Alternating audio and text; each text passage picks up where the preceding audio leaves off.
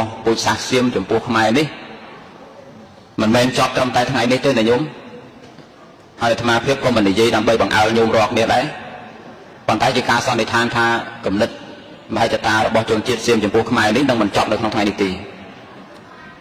យៈពេល10ទៅ20ឆ្នាំទៀតឬក៏30-40ឆ្នាំទៀតអាចនឹងមានទៀតញោមប្រាប់តើនេះគំនិតមហិច្ឆតាក្នុងការបៀតបៀនប្រទេសកម្ពុជាអំពីសំណាក់បរទេសក្បែរខាងមិនចេះចប់មិនចេះហើយទេតើវាមានមូលហេតុអីហើយអ្វីដែលអាត្មាភាពនឹងពោលតទៅបញ្យល់តទៅនេះគឺចង់ផ្ដល់ជាគំនិតឲ្យញោមអ្នកស្ដាប់រាល់គ្នាហ្នឹងយកទៅគិតពិចារណាហើយសាកល្បងប្រើមើលដើម្បីបញ្ចប់នៅមហិច្ឆតារបស់បរិស័ទពូជសាសន៍ដទៃញោមនៅពេលដែលយើងចង់ឲ្យជនដទៃម្នាក់គេឈប់មានគំនិតអាក្រក់លើយើងណាញោមស្ដាប់ស្ដីច្បាស់ទេនៅពេលដែលយើងចង់ឲ្យជនដទៃម្នាក់ឬពូជសាសន៍ណាមួយឈប់មានគំនិតអាក្រក់លើយើងតែយើងត្រូវធ្វើដូចម្តេច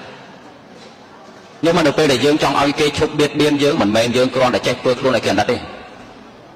បើយើងគ្រាន់តែរំលឹកអំពីថាពួកយើងរងទុក្ខច្រើនហើយសូមអ្នកឈប់ធ្វើបាបយើងទៅណាគឺមិនអាចទេបើយើងគ្រាន់តែការពារខ្លួនមកគ្រាឧទាហរណ៍ដូចនៅក្នុងពេលឥឡូវហ្នឹងយើងច្បាំងផងយើងហៅបរទេសហ្នឹងមកជួយកាត់ក្តីឲ្យផង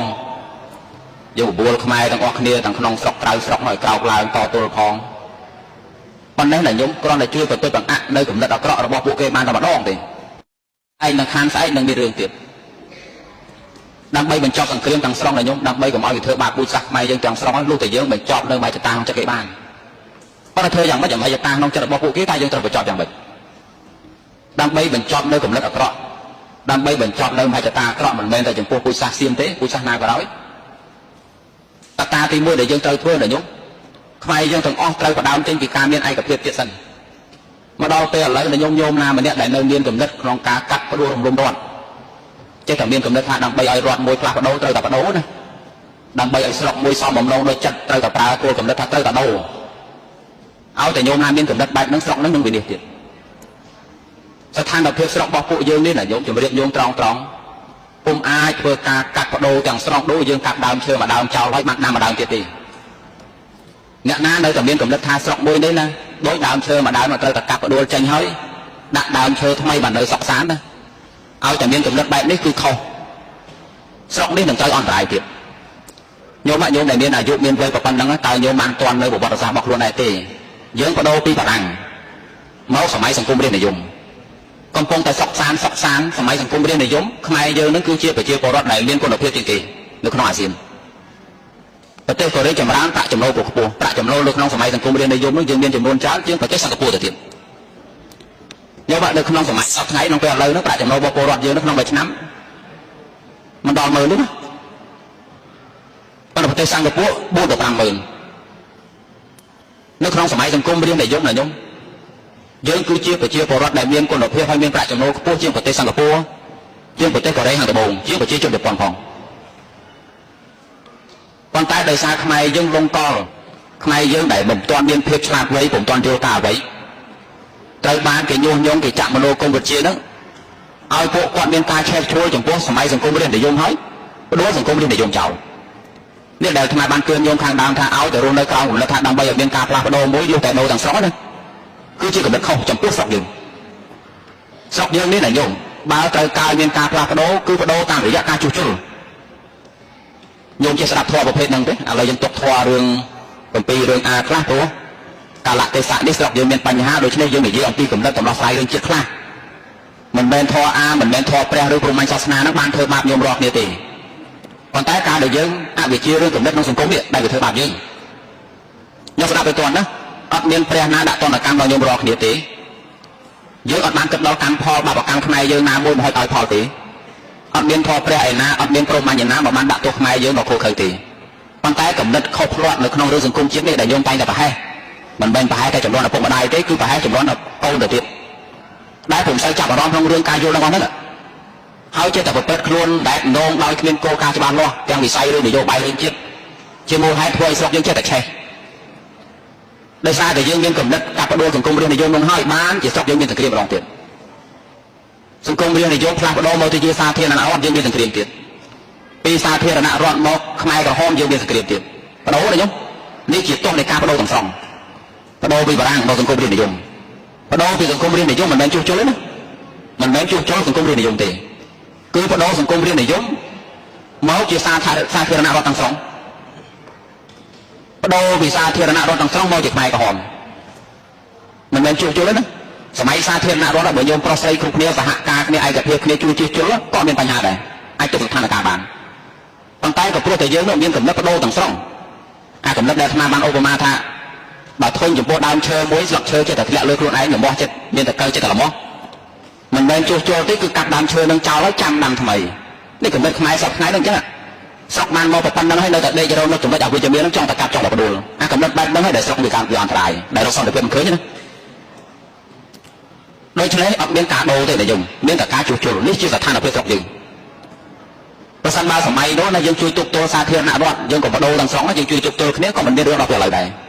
ដល់ពេលខ្មែរយើងមិនមានកំណត់ដូរក៏ដូរសាធារណរដ្ឋសត្វតែខ្មែរក្រហមកាត់ឡើងសម័យខ្មែរក្រហមយើងណាកាត់ទាន់ស្រួលទេខ្ញុំសម័យនោះស្រួលទេរសារសិល8ស្រួលសម័យខ្មែរក្រហមមានពេលស្ដាប់ធម៌អារសាបោសុតទេចម្រើនមេត្តាកើតទេខ្ញុំសម័យខ្មែរក្រហមចម្រើនធម៌មេត្តាកើតទេធម៌មិនស័ក្តិសិទ្ធិឬក៏វាអត់ចម្រើនកើតដូរពីសម័យខ្មែរក្រហមតមកប្រជាបណ្ឌិតរដ្ឋកម្ពុជាយើងចេះតែមករឺរហូតដល់យើងឥឡូវនេះនាយករាជាណាចក្រកម្ពុជានេះមកដល់សម័យកាលនេះនាយកអាត្មានិយាយដែរហើយជាយើងខ្លះប្រឡាក់ស្ដាប់បន្តិចចំពោះស្រុកយើងនេះនាយកมันអាចធ្វើការផ្លាស់ប្ដូរតាមរយៈការផ្ដូរទាំងស្រុងទេគឺមានតែការផ្លាស់ប្ដូរដោយការជួសជុលខ្ញុំស្ដាប់តើនេះការដូរទាំងស្រុងមានន័យថាដូចដើមឈើមួយហ្នឹងវាឲ្យមកលុបដែរប៉ុន្តែអង្គុយទៅស្អាតមានតែកៅស៊ីលឹកឈើមួយពេលទៅវាធ្លាក់លើខ្លួនចេះតែល្មោះប៉ុន្តែមិនមែនជ្រៅមិនកើណាជ្រៅកើតប៉ុន្តែចេះតែល្មោះដល់ពេលយើងចាប់តែផ្ដើមមានកំណត់ដូរទាំងស្រុងកាត់ចេញណាពិបាកនៅត្រង់កាត់ឲ្យកាត់ចេញហើយចាំដាំថ្មីខ្ញុំមានបានគិតទេនៅពេលដែលយើងកាត់ចេញហើយដាំថ្មីនោះអាចចន្លោះដែលយើងកាត់ហើយនោះតែយើងបានថ្មីមកពីណាភ្លាមណាពួកយើងត្រូវនៅដាវានេះ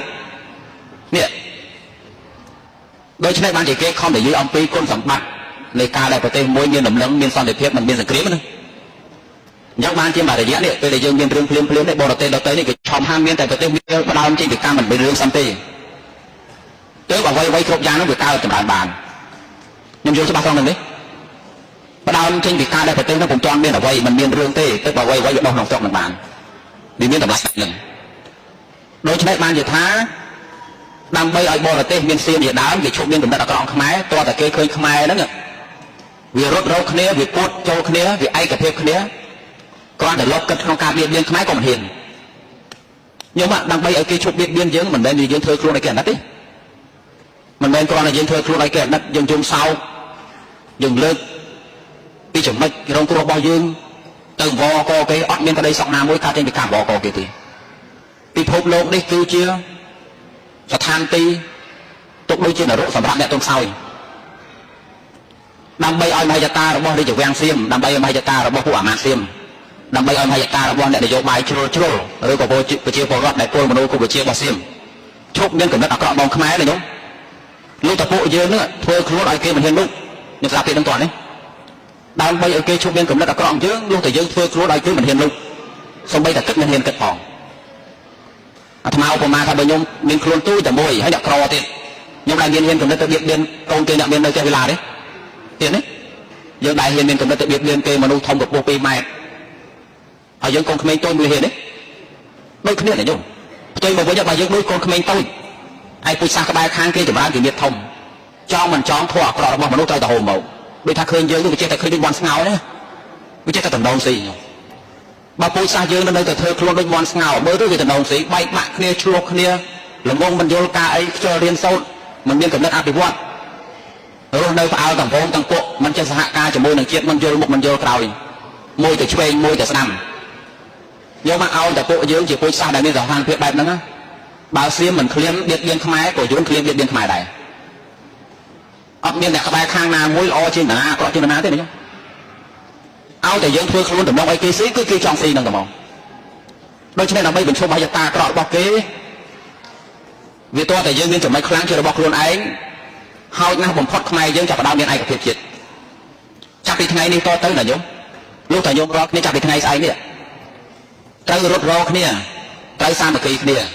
ត្រូវសហការគ្នាមិនមែនតែសហការពលរដ្ឋនិងពលរដ្ឋទេ គឺជាពលរដ្ឋដែលសហការជាមួយនឹងរដ្ឋាភិបាលរបស់ខ្លួនផងខ្ញុំមកចំណុចការដឹកនាំមួយចំនួនដែលវានៅខ្វះណាខ្ញុំត្រូវចាំទស្សនៈរបស់អាត្មាមានតែការជួសជុលបន្តិចម្ដងចំណុចការដឹកនាំណាមួយរបស់ខ្មែរយើងរបស់រដ្ឋាភិបាលខ្មែរយើងរបស់មេដឹកនាំខ្មែរយើងដែលវានៅខ្វះចូលអត់ធន់អត់ទ្រាំហើយយកវាទៅជួសជុលផ្លាស់ប្ដូរបន្តិចម្ដងដោយការអត់ធន់มันអាចយកជាមូលហេតុដើម្បីកាត់ផ្ដួលរំលំទេឲ្យតែយើងដួលពេលណាណាញោមឲ្យតែរដ្ឋាភិបាលដួលពេលណាសង្គ្រាមនឹងកើតឡើងទៀតហើយបរទេសដទៃដែលគេចង់បៀតបៀនយើងគេចេះតែមានគំនិតអាក្រក់ចង់ឲ្យយើងនឹងបដូរសម័យកាលដាក់បានទេញោមឲ្យតែយើងបដូរសម័យកាលទៅណាគឺត្រូវមានរឿងទៀតដូច្នេះចំណុចខ្លាំងរបស់ខ្មែរទី1គឺផ្ដើមចេញពីញោមប្រុសស្រីគ្រប់គ្នានឹងមិនថាសាសនាព្រហ្មញ្ញឬក៏ពុទ្ធឬក៏អ៊ីស្លាមនៅក្នុងស្រុកខ្មែរជាពិសេសនៅក្នុងសម័យកាលនេះដែលមានរឿងបែបនេះពួកយើងយកបញ្ហាហ្នឹងជាមូលហេតុដើម្បីពង្រឹងគ្នាជាធ្លុំមួយដូចជាញោមធ្វើសកម្មភាពជួយគ្នានេះឥឡូវត្រូវសួរញោមតិចសិនថាប្រហែលថ្ងៃហ្នឹងមានអ្នកដេកលក់ទេបើញោមណាដេកលក់ត្រូវទៅដាស់ទូរណៃសាថ្មីណាចម្លែកមែនតើស្រុកមានអាចផ្កាយធ្លាក់ចំទៅលើវានៅដេកលក់បានមែនទេញោមចម្លែកទេស្រុកមានបញ្ហាប៉ុណ្ណឹងសូម្បីតែដឹងឬមិនដឹងសូម្បីតែស្គៀបបន្តិចក៏មិនស្គៀបញោមមកពូជសាសមានកម្រិតបែបនោះស្អំគេស៊ីទេស្រុករបស់វាមានរឿងដូចដុំថ្មធ្លាក់ទៅលើផ្ទះឯម្ចាស់ផ្ទះសូម្បីតែស្គៀបក្នុងចិត្តតិចគ្មានផងខ្ញុំមកស្រុកបែបហ្នឹងដែលដីមានជីវជាតិសត្វថ្មអង្គរទៀតឯម្ចាស់ផ្ទះនោះថ្មសកត់ទៅលើមិនទៅស្គៀបផងសំគួយគេស៊ីទេសំគួយទេខ្ញុំសំទេគេយកទៅតែមួយទៀតអីទុកទៅអីចុះបើយើងមិនដឹងស្គៀបផងទុកទៅអីមែនទេខ្ញុំដូច្នេះគួរតែស្គៀបណាជាពិសេសមានរឿងប្រព័ន្ធហ្នឹងមិនស្គៀបទៀតមិនដឹងជាយ៉ាងម៉េចមិនដឹងជាពុទ្ធសាសនាយ៉ាងម៉េចមិនដឹងជាខ្មែរឆ្លាញ់ខ្មែរយ៉ាងម៉េចដូច្នេះខ្ញុំអាត្មានិយាយសង្កត់ធ្ងន់ដដែលខ្ញុំស្ដាប់មិនបានបើយើងនៅតែវេទនាបើយើងនៅតែទន់ជ្រាយបើយើងនៅតែធ្វើខ្លួនដូចឥឡូវបើយើងនៅតែអន់ទោះបីយើងលើកពីទរណកម្មរបស់យើងពីទុកវេទនារបស់យើងនឹងឲ្យគេបានឃើញថាណែធ្វើបាបខ្ញុំឆ្អែតហើយឈប់ទៅណាឬក៏យើងទៅចាប់ជើងវកគេក៏គេមិនឈប់ដែរផ្ទុយមកវិញលុះតែពួកយើងធ្វើខ្លួនកុំឲ្យគេហ៊ានលុបគ្រាន់តែដាក់ចិត្តចង់បៀតបៀនខ្មែរក៏មិនហ៊ានដែរនេះនៅក្នុងពេលឥឡូវនេះនៅក្នុងសង្គ្រាមថ្មីឥឡូវនេះសៀមចាប់ដើមស្គាល់ខ្មែរដែរប្រមាថកភ្លើងខ្មែរប្រមាថកងទ័ពខ្មែរពាក់ដូចជើងផ្ទាត់ប្រមាថទាហានខ្មែរពាក់កៅកាចាស់ប៉ុន្តែសាកទីដងឲ្យតា2008បាក់ម្ដង2025បាក់ជាង2008ទៀតនេះជាមេរៀនដែលធ្វើឲ្យមហិច្ឆតារបស់សៀមចាប់ដើមថយប៉ុន្តែទៀងទានៅចំណុចបន្ថែមទៀតលោកតាពលរដ្ឋខ្មែរនោះវាស្អិតជាមួយគ្នាវាខំគ្នាដូចសម្ោចវាចូលបូចូលគ្នាតែក៏ពេលងាកមកទៅសង្គ្រាម2025សាប់ឃើញខ្មែរតែតំណឹងលោកដឹងស្រុកវាកើតអីខ្លះមិនដឹងស្រុកយើងកើតអីមកសួរឆាសួរស្រុកយើងកើតអីនេះគុណមកសួរខ្ញុំឯងនៅណានេះក៏មិនដឹងថាកើតអីយកមកបើយើងជាពុជសាសបែបហ្នឹងរឿងអីគេមិនចង់ស៊ីវាហួសពីមន់ស្ងោទៅទៀតដូច្នេះគេត្រូវតែមកណាញោមដើម្បីបញ្ចប់សង្គ្រាមកុំឲ្យមានតទៅទៀតណាញោមពួកយើងធ្វើខ្លួនកុំឲ្យគេចង់ស៊ីបានបណ្ដោយចេញពីកត្តាខ្លាំងរបស់ខ្មែរ4យ៉ាងគឺខ្មែរយើងក្នុងពេលឥឡូវហ្នឹងពុទ្ធរត់រពុទ្ធព្រហ្មញ្ញរត់រពុទ្ធសាសនារំលាយចូលមួយរដ្ឋមែនទេមិនសពថ្ងៃយើងធ្វើបន់តែរឿងបែបសាសនាទេនេះច្រើនឲ្យតែផ្កាសាមគ្គីតែរឿងកសាងឥឡូវប្រមូលធ្វើបន់ផ្កាសាមគ្គីហ្នឹងជាមួយនឹងរឿងជាតិម្ដងមើលធ្វើកើតទេខ្ញុំតែយើងមានតែបបធម៌បន់ផ្កាសាមគ្គីដើម្បីកសាងវិហារកសាងស្រះទឹកយកខ្លាំងទៅកសាងរូបមមេវចកោមកគាត់នោះរូបឆ្កែរូបឆ្មារូបនាងអមិតធីតារូបតាជជក់នោះអារូបអញ្ចឹងគាត់ចំណាយលុយអស់រាប់ពាន់រាប់ម៉ឺនតែដល់ពេលនិយាយពីរឿងថាបុណ្យផ្កាសាមគ្គីដើម្បីកងទ័ពគាត់ថាបីដូចជាមិនយល់គាត់មិនយល់ថានឹងជាបុណ្យណាគាត់ថាបីដូចជាថាវាមិនសំខាន់ដូច្នេះញោមកត្តាខ្លាំងទី1របស់ខ្មែរយើងដែលពួកយើងអាចធ្វើបានមិនធ្វើមិនបានទេគឺចាប់ពីថ្ងៃស្អែកទៅខ្ញុំត្រូវរស់នៅជាមួយអារម្មណ៍ស្គៀបល្មមពុំសូវនៅស្ងៀមពេកត្រូវចេះចែករំលែកប្រយោជន៍ដល់សាធារណៈជាកងទ័ពជាជនភេសឹកជាខ្មែរដែលអន់ហើយត្រឡប់ទៅវិញទៅស្គៀបល្មមជាមួយកូនឃើញកូនដែលមិនរៀនចេះតែនៅមិនសក់ដាក់បានទេខ្ញុំដាក់បានទេកត្តាខ្លាំងទី1គឺខ្មែរយើងនឹងឯកភាពគ្នាឯងហើយឯកភាពជាមួយរដ្ឋាភិបាលទោះបីមេដឹកនាំក្នុងពេលឥឡូវនឹងជានរណាក៏ដោយដែរញោមដឹកនាំជានរណាក៏ដោយដឹកនាំប្រមាណកណោក៏ដោយវាមិនសំខាន់ទេដែលសំខាន់គឺថាតើគាត់ដឹកនាំកើតឬអត់ក្តីសំខាន់នៃការដឹកនាំវាមិនសំខាន់ថាអ្នកនោះដឹកនាំតែអ្នកនោះមកពីខាងណាទេដែលសំខាន់គឺថាអ្នកនោះដឹកនាំកើតឬកើតដឹកនាំបានឬបានការពារប្រទេសមិនឲ្យមានរឿងបានឬមិនបានឈ្មោះកឈ្មោះខតកដដែលឬតកផ្សេងដែលសំខាន់គឺថាបើសង្គ្រាមមានជាមួយសៀមហើយតើឯងទៅបានអត់មែនទេខ្ញុំបដោតសំខាន់ទៅរឿងស្រុកទៅមុខឬក៏បដោតសំខាន់ថាអ្នកដឹកនាំត្រូវតែបដូរឈ្មោះ ទេឈ្មោះកដឹកនាំយកទៅតែខម្ដងវាសំខាន់ត្រង់នឹងណាស់ពេកឬថាសំខាន់ត្រង់ថាតើកើតឬមិនកើតឬមិនកើតអាចឬមិនអាចទៅមុខឬមិនទៅមុខមែនទេខ្ញុំមែនទេមិនខ្ញុំស្ដាប់ពធសពនៅពេលមកនិយាយដាក់រឿងដូចមើលកាយដូចយ៉ាងនិយាយពីអីហ៎ព្រោះធម៌ទេសនា3ក្រែរួចទៅហើយតើអញ្ចឹងទៅចែកពីអង្គខាងនេះគឺមិនធម៌ទេដល់បានទេខ្ញុំដែលនិមន្ត5អង្គគឺដើម្បីអញ្ចឹងដូច្នេះអាត្មាមិនបានទៅនាំស្នើជាបឋមទេសនាឲ្យយើងស្ដាប់ទេប៉ុន្តែចង់បញ្យល់ជាកំណត់អញ្ចឹងទី1ត្រូវពួកយើងធ្វើនឹងឲ្យបានហើយយើងកំពុងតែធ្វើហើយខ្ញុំមកកងទ័ពខ្មែរនៅពេលដែលពួកគាត់បានលើកតម្លឹងថាខ្មែរយើងនៅពីក្រោយស្រឡាញ់គ្នារួបរวมគ្នាអញ្ចឹងគាត់មិនខ្លាញ់ងាប់ទេណាហើយកត្តាខ្លាំងរបស់កងទ័ពគឺមិនខ្លាញ់ងាប់ដល់ហើយបើគេមានព្រៀបជាងយើងរឿងសັບព្រាវុធដោយលោកគ្រូហាក់សិង្ហៃលើកឡើងពីស្អីណា S16 ណាលោកគាត់ស្គាល់អាវុធណាស្រុកស្គាល់អាវុធជាស្អីមែនទេយកមកបើគេមានព្រៀបជាងយើងរឿងសັບព្រាវុធបើគេមានព្រៀបជាងយើងរឿងចំនួនកងទ័ពវាតើតាខ្មែរយើងមានចំណុចខ្លាំងមួយលើសគឺទឹកចិត្តរបស់កងទ័ពយើងមិនចាញ់ទេយើងច្បាំងការពារតែប្រទេសភាពរបស់ខ្លួនឯងគ្រួសារខ្លួនឯងផងយើងមានបេះដូងខ្លាំងដោយសារឃើញពលរដ្ឋនៅពីក្រោយយើងផងយើងជឿទុកចិត្តថាមានមេដឹកនាំដែលគាត់មហារូនគាត់ឆ្លាតក្នុងរឿងហ្នឹងផងអាហ្នឹងគឺវាឈ្នះហើយអានេះណាឯងខ្ញុំអាចចំណុចបែបហ្នឹងជាដើមដែលធ្វើឲ្យមហិច្ឆតាបោះសៀនហ្នឹងគឺគេឈប់នៅពេលដែលគេលុបមកខ្មែរពីបេះដូងចេះតែលាកគេប្រជុំមហិច្ឆតាហ្នឹងហើយអានេះជាវាំងប្រជុំមហិច្ឆតាអ្នកជ្រុលនិយមប្រជុំមហិច្ឆតាពលរដ្ឋរហូតមកប្រជុំមហិច្ឆតាទៅវានៅសល់តែតំណែងខ្មែរនិងសៀមរកស៊ីជាមួយគ្នាធម្មតាវិញខ្ញុំគិតថាម៉េចយើងប្រងឆ្លោះជាមួយសៀមមួយជីវិតចឹងយ៉ាងម៉េចទៅរួចទេប្រងធ្វើជាសត្រូវគ្នាមួយជីវិតចឹងកើតអត់កើតទេយ៉ាងយូរតែ2 3 ខែយើងបើកច្រករកស៊ីមួយសៀមទៅហើយប្រទេសនៅចិត្តគ្នាមិនអាចធ្វើជាសត្រូវមួយគ្នាជាដរាបទេហើយខ្ញុំគិតថាបើពួកយើងមិនប្រាថ្នាសង្គ្រាមចុះពលរដ្ឋសៀមមួយចំនួនគេប្រាថ្នាសង្គ្រាមទេអត់ទេដោយតែញោមចឹងប៉ុន្តែសង្គ្រាមដែលបង្កដោយសៀមនេះដោយសារអំណាចរបស់មហិច្ឆតារបស់រាជវង្សរបស់ពួកអាមាត្យរបស់រាជវង្សរបស់អ្នកនយោបាយជ្រុលនិយមរបស់និស្សិតបញ្ញវន្តដែលត្រូវបានពលដោយមនោគមបដិបដាលប៉ុន្តែពលរដ្ឋទូទៅដូចពូមិញហ្នឹងពួកគេមិនប្រាថ្នាអញ្ចឹងទេមួយយ៉ាងប្រទេសដែលនៅក្បែរគ្នាមិនអាចជាសក្តិត្រូវគ្នារហូតទេដល់បានទេខ្ញុំ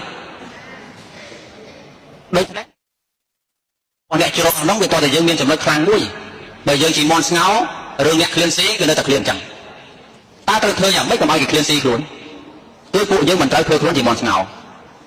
ដើម្បីមិនធ្វើខ្លួនជាមន់ស្ងោបើតើខ្មែរយើងនេះផ្ដើមចេញពីចំណុចខ្លាំងបើតើយើងស្អិតជាមួយគ្នាណាមិនមែនស្រុកមានបញ្ហាឯងពុតដេកសុទ្ធធរអញ្ចឹងសូមតំណឹងមិនដឹងពីរឿងស្រុកកើតអីផងអញ្ចឹងណាគេមិនចង់លេខទេខ្ញុំមែនទេអញ្ចឹងណាគេមិនចង់លេខបើវាតំណងយ៉ាងហ្នឹងដីវានៅសល់ភាសាក៏វាច្រើនរ៉ែក្នុងដីមិនទាន់ជីកទេ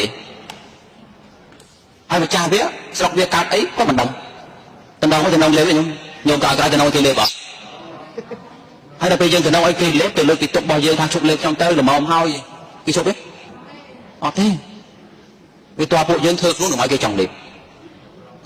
ឥឡូវចំណុចទី1ដែលពួកយើងត្រូវធ្វើខ្លួនឲ្យគេចង់លេខវាតើគេងាកមកមើលខ្មែរថាខ្មែរឥឡូវរួមគ្នាណាសូម្បីតែហ៊ានកងទ័ពនិងពលរដ្ឋជាមួយរដ្ឋាភិបាលវាអត់មានពីអត់មាន3ទេពីដើមអញលើតំណែងថាខ្មែរបែកគ្នាជា3ជា4សលេងខាងនេះសលេងខាងនោះឥឡូវអត់ទេក្រោយពីមានសង្គ្រាមជាមេរៀនខ្មែរឬតែមួយក្រោយពីលើដល់ក្រោមគឺខ្មែរតែមួយយកមកបើយើងធ្វើតំណែងបានណាមហិច្ឆតារបស់អ្នករាជវាំងសៀមវាចោតឯងឈប់ដេកយកសពមកខ្មែរទៅហើយពួកថ្ងៃដេកយកសពនៅឃើញតែខ្មែរដេកក្នុងវាំងចេះនឹកឃើញខ្មែរនឹកឃើញកលនឹកឃើញអីដែរធ្វើអានមួយផងហើយនឹកឃើញរហូត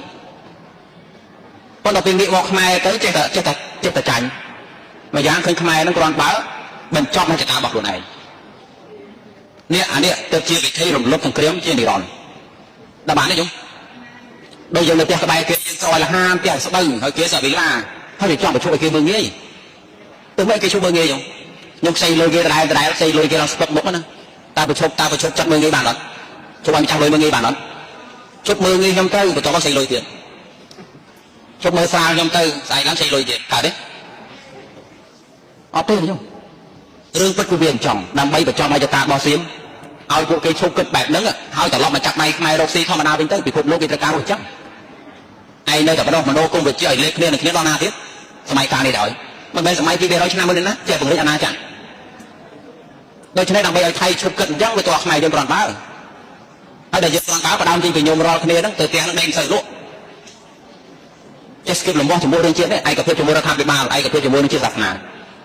នេះតែនាំធ្វើកម្មវិធីផងហ្នឹងដោយសារចិត្តតែនឹកឃើញថាខ្មែរហ្នឹងសាមគ្គីការប្រាក់ហ្នឹងទៅតែវិហារទៅតែវត្ត មិនដែលស្គាល់ថាសាមគ្គីការប្រាំងធ្វើមួយកងទ័ពជាមួយរសង្គមម្ដងវាយ៉ាងម៉េចអញ្ចឹងយើងបង្កើតវប្បធម៌ថ្មីដើម្បីផ្សារខ្មែរនឹងជាប់ជាមួយគ្នាហ្នឹងឯកភាពជាតិខ្ញុំអាចចំណុចទី1គឺឯកភាពជាតិចំណុចទី1ណាដល់ពេលចំណុចទី2ដែលធ្វើឲ្យគេមិនហ៊ាននិយាយខ្មែរតទៅវាតទៅពលរដ្ឋខ្មែរជាពលរដ្ឋមានគុណភាពពីថាពលរដ្ឋមានគុណភាពតែយកមិនយល់បើញោមសពថ្ងៃមិនបានរៀនសូត្រហ្នឹងសុខចិត្តខ្ចីបុលគេកូនរៀនសូត្រត្រូវរុញកូនឲ្យរៀនចប់សាកលវិទ្យាល័យហើយណាស់បំផុតញោមសពមានញោមណាមួយមានកំណត់ឲ្យកូនជប់រៀននេះរៀនត្រឹមទី9បានណាកុំឲ្យចេះសេសអីនោះបាក់ឲ្យតែមានកំណត់បែបហ្នឹងមន់ស្ងោទេចង់មិនចង់គេត្រូវទៅលេងដីស្រុកយើងវានៅតែលេងខ្ញុំជិះមើលតាមម្ដងមានជ័យទៅព្រះវិហារអាត្មាជិះទៅឃើញតែវាលស្មៅឲ្យខ្ចីលវសិតតែព្រៃគេទៅលេងហើយម្ចាស់វាមានចេះសទេខ្ញុំបាក់បែបណាខ្ញុំចង់យកបើដីវាទៅលេងគេនិយាយលេងណាដីណៃឲ្យច្រើនទុកអីមែនអត់ខ្ញុំឲ្យកូនប៉ែគេមួយទៀតទៅគឺមិនគិតមិនឲ្យកូនប៉ែទៅខ្ញុំទុកអីបើយើងថាយើងចូលចិត្តរៀនផងខ្ញុំពលរដ្ឋមានគុណភាពគឺពលរដ្ឋដែលមានចំណេះដឹងដែលអាចការបានក្នុងសង្គមវាទាល់តែញោមប្រុសស្រីក្នុងពេលឥឡូវបើញោមហួសពេលរៀនសូត្រហើយណាត្រូវឲ្យកូនវាយវាក៏ដោយទាត់ក៏ដោយធាក់ក៏ដោយខ្ចីបុលគេក៏ដោយត្រូវតែរុញកូនឲ្យរៀនចប់ពោះខ្ញុំធ្វើបានទេប៉ុណ្ណឹងទី1ទៅរៀនកូនឲ្យចេះឆ្អាលគេមនុស្សតែចេះឆ្អាលគេសិលធម៌ក៏មានគុណធម៌ក៏មានចែកទៀតក៏ចេះទទួលខុសត្រូវក្នុងសង្គមក៏ចេះមនុស្សតែចេះឆ្អាលគេមិនចោលបងមិនចោលបងនេះវាគិតម៉ែឪវាទទួលខុសត្រូវរឿងគ្រួសារមនុស្សចេះឆ្អាលគេទៅនៅណាវាគឺជ្រុងគេទៅហ្នឹងរៀនកូនដែលចេះឆ្អាលគេទូនាទីរបស់ញោមណាត្រឡប់ទៅផ្ទះវិញណាឲ្យចាំបងមកទេសនាចោលដដែលៗញោមមិនចេះទៅទេទី1មកអញដើម្បីឲ្យសៀមជុំបៀតបៀនខ្លួនឯងតើតពលរដ្ឋមានគុណភាពតើអាត្មាត្រូវធ្វើអីបង្រៀនកូនឲ្យមានឧត្តមគតិជាតិឲ្យចេះឆ្អាលជនតីដល់ពេលទី2ឧបត្ថម្ភកូនរុញកូនគៀងកូនធាក់វាឲ្យរៀនដល់សាកលវិទ្យាល័យទៀតបំផុតខ្ញុំធ្វើកើតមើលទៅគាត់ថាកពេលសុខចិត្តខ្ចីបុលគេកូនរៀនធ្វើកើតទៅយើងហ៊ានខ្ចីលុយគេលេងចូលកាស៊ីណូឬអីយើងមិនហ៊ានខ្ចីលុយគេកូនរៀនមែនអត់នោះយើងនៅប៉ោយប៉ែរៀនសុខចិត្តខ្ចីលុយគេចូលកាស៊ីណូបានរឿងអីយើងមិនអាចខ្ចីលុយគេឲ្យកូនរៀនមែនទេពេលដែលយើងទៅបាត់ទៅយើងក៏សល់កូនដែលមានគុណភាពជាមួយនឹងរដ្ឋនេះបានគេមិនហ៊ានរៀនយើងឥឡូវបើកូនរបស់យើងខ្លះនោះមិនទៅចូលសាលាខ្លះទៅឈប់រៀនតាំងពីទី7ទី8បើម៉ែធ្វើស្រែកូនក៏ធ្វើស្រែទឹកខ្លីៗចឹងបើម៉ែលក់ចាប់មួយកូនលក់តែចាប់មួយបានខ្ញុំធ្វើអីផ្សេងសុទ្ធតែកំណត់វាសនាវាអញ្ចឹងដល់ពេលពលរដ្ឋយើងអន់គុណភាពពលរដ្ឋគេមានគុណភាពពិភពលោកវាយ៉ាងនេះវាខ្វះធនធានវាចេះតែងាកមកយើងហ្នឹងហើយដីក៏ទៅនេះស្រុកហ្នឹងកសាងអីក៏មិនខាងពលរដ្ឋវារស់នៅស៊ីតែមកពោះដីទេមិនសូវគិតអីច្រើនទេដល់ពេលយើងចេះតែចង់បានហើយយើងទៅហាមគេថាម៉េចទៅហាមគេថាម៉េចហាមគេមិនកើតវគេក៏មិនកើតធ្វើខ្លួនកំសត់ក៏មិនកើតថ្ងៃហ្នឹងអាចបានឈ្នះគេចុងថ្ងៃក្រោយថ្ងៃហ្នឹងមានតែ5ជួយចុងថ្ងៃក្រោយថ្ងៃហ្នឹងមានម៉ាឡេជួយថ្ងៃហ្នឹងមានអន្តរជាតិជួយឥឡូវហ្នឹងមានមេដឹកនាំប្រហារលូនឆ្លាតឆ្លៀងរឿងសង្គ្រាមទល់បានហើយចុះបើថ្ងៃក្រោយដើរទៅផ្ទះក្រុមថ្មគ្រប់តែគ្នានេះគិតម៉េចល្មមវាយកទេដាក់ថ្មតែម្ដងបិឆោតថាមានរត់ទៅក្រាបបន្តកតុយគ្នាអញ្ចឹងឲ្យដៃសមកណ្ដោល្មមវាយកទេខ្ញុំឲ្យគេយកទេខ្ញុំដូច្នេះត្រូវតែឲ្យកូនមានគុណភាពដើម្បីឲ្យកូនមានគុណភាពមិនខ្ញុំទៅធ្វើអីទេរុញតែកូនឲ្យរៀនពោះតែប៉ុណ្ណឹងបានណាទី1ទៅរៀនកូនឲ្យឈឺឆ្អាលគេទី2រុញកូនឲ្យចប់សាកលវិទ្យាល័យខ្ញុំធ្វើបានដល់ពីហ្នឹងទី3ជប់មើលរឿងថៃខ្ញុំទៅមើលរឿងថៃទៅដល់អានេះស្មាននិយាយលេងទេណារឿងមើលរឿងទៅមើលទៅខ្ញុំនេះជាចំណុចខ្លាំងទី2ណានៅសល់មួយទៀតណាខ្ញុំជាមួយទៀតដើម្បីឲ្យខ្មែរយើងមានរនាំងគេមិនអាចបៀតបៀនយើងបានខ្មែរយើងលុះតែមានសម្ព័ន្ធមិត្តប្រទេសយើងត្រូវទៅរាប់អានអ្នកជិតខាងមិនមែនជ្រុលនិយមថាបើទៅចិនត្រូវតែទៅចិនអាមេរិកត្រូវតែទៅអាមេរិកសេរីត្រូវទៅសេរីកុម្មុយនីសត្រូវតែទៅកុម្មុយនីសទេខ្ញុំយើងត្រូវបត់បែនគ្រប់កលៈទេសៈទៅណាក៏បានឲ្យតែចំណេញខ្ញុំស្ដាប់បានទេលើកវិញ្ញារ៉ូសេទៅណាក៏បានឲ្យតែចំណេញមិនធ្ងន់រឿងចិនមិនធ្ងន់រឿងសូវៀតមិនធ្ងន់រឿងអាមេរិកមិនធ្ងន់រឿងដែលហើយទៅក៏បីទៅយួនបែកខាងនេះបើគេគ្មានវឌ្ឍនាសង្គ្រាមជាមួយយើងទេយើងត្រូវរកស៊ីមួយពួកគេឲ្យស្មោះត្រង់មិនមែនទៅអានប្រវត្តិសាស្ត្រទៅតែពីរំលឹកឲ្យចង់ទៅបករឿងមួយគេទេបើគេវឌ្ឍនាចប់រកស៊ីមួយយើងធម្មតាយើងក៏វឌ្ឍនាចប់យួនក៏ចាប់ដៃបានជាមួយឡាវក៏យើងចាប់ដៃជាមួយនឹងសៀមនោះក៏ដោយតែខ្ញុំទុកកំណត់របស់ខ្លួនផងណាបើសិនបើសង្គ្រាមនោះវាចប់ហើយយើងបានជ្រុលរកស៊ីវិញរដ្ឋាភិបាលសៀមគេដូរប្រជាពលរដ្ឋសៀមគេត្រូវការពង្រឹងសេដ្ឋកិច្ចគេចាប់ដៃមួយយើងធ្វើយើងចាប់ដៃគេទេជាពិសេសនៅប៉ោយប៉ែនេះកិច្ចការរួចពីទាំងវិញសៀមយើងឆាប់ក៏មករកស៊ីមួយគេវិញមែនទេខ្ញុំតែពួកយើងទៅតាំងយកពាក់កណ្ដាលញ៉ាំលើគេមិនចឹងទេ ដូច្នេះតើត្រូវធ្វើស៊ីឡូទេតើត្រូវចុកពលរដ្ឋសៀមតែមិនដឹងអីសោះជាត្រូវឡូទេអង្គុយតែពីខំឲ្យគុំក្នុងចិត្តយ៉ាងឡូនឹងកើតទេអត់ទេនិយមយើងជាពលរដ្ឋបានហ៊ុនមានសម្ព័ន្ធមិត្តបើពលរដ្ឋបានត្រូវតែរាប់ដូចលោកគ្រូលើកឡើងមកអញ្ចឹងពីដើមមកមានថាអូចូលចិត្តតែត្រាំនៅកីឡាកាសអាមេរងកីឡាកាសចូលចិត្តតែត្រាំដល់ពេលបង្ហើយតើនរណាជួយនរណាគេជួយស្មារតីយកមកមុនតែត្រាំត្រែដូច្នេះខ្ញុំខ្មែរយើងត្រូវរៀនសេចគុកត្រូវរៀនបង្កើតសម្ព័ន្ធមិត្តប្រទេសណាមួយដែលនៅកណ្ដាលគេទៅជាងគេហើយមានសម្ព័ន្ធមិត្តទៀតអ្នកនៅក្បែរខាងគេចេះតែចង់លោហើយដូច្នេះខ្មែរយើងគឺមានសម្ព័ន្ធមិត្តដើម្បីឲ្យខ្មែរយើងមានសម្ព័ន្ធមិត្តលោកតពលរដ្ឋខ្មែរហ្នឹងចេះមានអេរយាប័តផ្លាស់ប្ដូរតាមសម័យកាលដែរមិនធ្ងន់ទៅលើការខាងឆ្លាញ់ស្អប់មិនងប់ទៅសេរីឬក៏មិនទេត្រូវមើលចំហបរដ្ឋាភិបាលឆ្វេងក៏យកស្ដាំក៏យកតិចផងក្តៅផងធ្វើយ៉ាងណាឲ្យតែខ្មែរសុខសាន្តតែបាទខ្ញុំចំណុចហ្នឹងចំណុចទី3ថាជាមិនសូវយល់ណាឥឡូវអាត្មាថានិយាយ4ចំណុចនិយាយតែ3ចុះព្រោះទី4ក៏មិនសំខាន់ពេកដែរទុកឲ្យធម្មកថាម៉ោងទៀតលោកបញ្យល់អំពីរឿងបនម្ដងព្រោះខ្ញុំចាប់ផ្ដើមស្ពឹកដៃស្ពឹកជើងណាបញ្ជាក់ខ្ញុំថាថ្មីតែខ្ញុំយើងមិនអាចធ្វើខ្លួនឲ្យគេនៅចប់សង្គ្រាមទេយើងអាចបញ្ឈប់សង្គ្រាមពេលនឹងបានចុះ10ឆ្នាំក្រោយចុះ20ឆ្នាំក្រោយយើងមិនដឹងអ្នកនៅកយប៉ែនយកនឹងយើងដេកមកលើក្របបែកចុះស្អែកយើងមិនដឹងដូច្នេះដើម្បីបញ្ចប់សង្គ្រាមជានិរន្តរ៍នោះលុះតែបញ្ឈប់ចេតនាអាក្រក់របស់គេដើម្បីបញ្ឈប់ចេតនាអាក្រក់របស់គេមិនមែនទៅបោគេទេមិនមែនទៅគម្រាមគេទេអានេះជាវិធីម្ដងមកគ្រាទេនេះដែលយើងធ្វើសង្គ្រាមអាហ្នឹងម្ដងមកគ្រាតាទុកបានម្ដងមកគ្រាតាគឺបញ្ចប់កំណត់អាក្រក់របស់គេដោយការធ្វើឲ្យខ្លួនឯងនោះវាខ្លាំងมันអាចលើកបានកងទ័ពយើងសពថ្ងៃថៃលើកបានទេកងទ័ពច្បាំងក៏មិនចាញ់ការទូតរបស់នយោបាយក៏មិនចាញ់មេដឹកនាំគូក្បាលល្អក៏មិនចាញ់រឿងពលរដ្ឋហ្នឹងតិចសឲ្យតែគេបំពល់បំផោនឹងកវិបាលហ្នឹងមិនចាញ់ហ្នឹងវិញបែកបាក់គ្នាមួយទៅឆ្វេងមួយទៅស្ដាំព្រាត់ប្រាស់គ្នាសលេង4 5រិះគន់គ្នាគ្មានកំណត់អភិវឌ្ឍមិនចេះសហការខ្ញុំអានេះទៅជាចំណុចចាញ់ដូច្នេះខ្មែរយើងត្រូវតែមានចំណុច3ជារបស់ខ្លួនឯងណាទី1យើងមានឯកភាពគ្នាយើងស្អិតរកគ្នាតាមរយៈសាសនាដោយសង្គមក៏ដោយសហការមួយរដ្ឋក៏ដោយបើខ្ញុំគិតថាការដឹកនាំដោយខ្វះកន្លះឲ្យកូនរបស់ខ្ញុំធ្វើមន្ត្រីទៅក៏បើយើងនៅស្ងៀមក៏រៀនវារុញវាធ្វើមន្ត្រីទៅវាផ្លាស់ប្ដូរហើយយល់ទេមិនគួយដេកតែជេរគេឲ្យងាត់តងទៅបាត់អញ្ចឹងវាគ្មានផ្លាស់ប្ដូរទេបើយើងចង់ផ្លាស់ប្ដូរអាត្មាបានបញ្ជាក់ឲ្យតើស្រុកយើងមិនអាចកាត់ប្ដូរសម័យកាលទេប្ដូរទាំងស្រុងគឺមិនបានទេមានតែការជួសជុលដូច្នេះឲ្យកូនរបស់ខ្ញុំដែលរៀនពោះនេះរុញវាចូលធ្វើការរាជការទៅវាចូលទៅជួសជុលហើយមែនទេខ្ញុំជួសជុលសេដ្ឋកិច្ចជួសជុលនយោបាយជួសជុលមូលដ្ឋានទាំងអស់នេះជាដំណើរត្រូវចំណុចខ្លាំងរបស់យើងទី1គឺថាយើងត្រូវឯកភាពគ្នាចំណុចខ្លាំងទី2របស់យើងពលរដ្ឋយើងយ៉ាងម៉េចពលរដ្ឋគុណភាពកុំឲ្យកូនខ្មែរយើងអវិជ្ជាទៀតខ្ញុំបខំវាឲ្យរៀនពួកយើងមិនចេះតាំងពីលេខសូត្របោកដកកូនចៅអនុជំនាន់យើងប៉ុន្តែកូនអនុជំនាន់ក្រោយត្រូវតែចប់សាកលវិទ្យាល័យដល់បានទេខ្ញុំបង្រៀនកូនឲ្យមានការយល់ដឹងសកលកុំឲ្យទៅតែមួយជ្រុងឲ្យវាគិតទលាឲ្យស្ដាប់រឿងជាតិរឿងនយោបាយរឿងសាសនារឿងសង្គមឲ្យកូនទៅពោះយើងធ្វើបែបហ្នឹងដល់ពេលទី3យើងទៅតាមអេរយាប័តរបស់រដ្ឋយើងជាពលរដ្ឋរហ័សរួនងាកឆ្វេងងាកស្ដាំចាប់ឆ្វេងចាប់ស្ដាំយល់កលៈទេសៈមិនមែនធ្ងន់ទៅលើការឆ្លាញ់ស្អប់ទេរស់នៅមិនមែនធ្ងន់ទៅលើអារម្មណ៍ទេប៉ុន្តែរស់នៅជាមួយនឹងការលើលោកចេះគិតឆ្វេងក៏បានស្ដាំក៏បានឲ្យតែមានប្រឡោះរស់អេរយាប័តដល់បានទេខ្ញុំកុំទៅផ្ទះវិញក្នុងលេខចេះខាងនេះឯងខាងនោះអត់ទេខាងណាក៏ខ្មែរដែរឲ្យតែចំណេញត្រាំក៏បានស៊ីទិញពេញក៏បាននរណាក៏ស្វាគមន៍នេះឲ្យចំណេញជាមួយយូរយើងចាប់ដៃទេអត់មានរំលឹកពីរឿងប្រវត្តិសាស្ត្រឯណាត្រូវកាត់គ្នាទេអត់ទេជាមួយនឹងថៃក៏យ៉ាងដែរតែដូរមេដឹកនាំគេទៅស្រុកថៃក៏បែកម៉ាំងគ្នាក្នុងកំពង់វាយនេះក្នុងពេលឥឡូវនោះបាតកម្មពេញទៅពេញដីនោះគេយល់ថាមិនត្រូវដែរធ្វើបែបនោះវាខាតដូចគ្នាចង់ឲ្យមួយខ្មែរដែរតិចតិចមករកស៊ីមួយអ្នកបើបែកវិញណាចុះបើគេចង់រកស៊ីយើងរកស៊ីអត់ខ្ញុំអ្នកបើបែកបើបើច្រកវិញបើសុំរកស៊ីជាមួយវិញចាប់ដៃទេចាប់ដៃឲ្យមានរំលឹករឿងចាស់ត្រូវទៅរកស៊ីមិនមែនថាឯងបាញ់អញមុននឹងអញបាត់លបងទៀតអត់ទេជិះគ្នារួចទេឃើញទេដូច្នេះខ្មែរយើងត្រូវមានសម្ព័ន្ធមិត្តដល់បានទេខ្ញុំ